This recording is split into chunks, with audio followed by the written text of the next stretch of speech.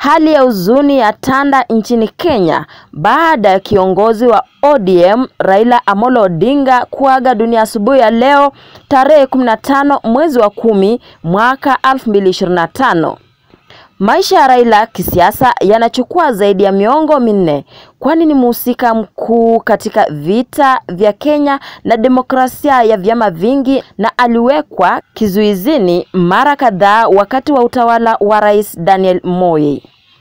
Baada ya demokrasia kurejeshwa, alikuwa mbunge wa Lang'ata mwaka wa 1992. Tangu wakati huo amekuwa kitovu cha siasa za Kenya. Raila amewahi kuwa waziri wa nishati, baadaye akawa waziri wa barabara na makazi, na alikuwa waziri mkuu wa Kenya katika serikali ya mseto ya mwaka 2008 na Rais Mwai Kibaki.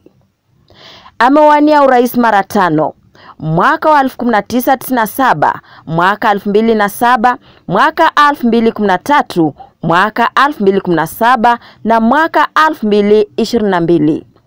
Akibaki mmoja wa viongozi wa upinzani wenye ushawishi mkubwa na mtetezi wa mageuzi nchini Kenya.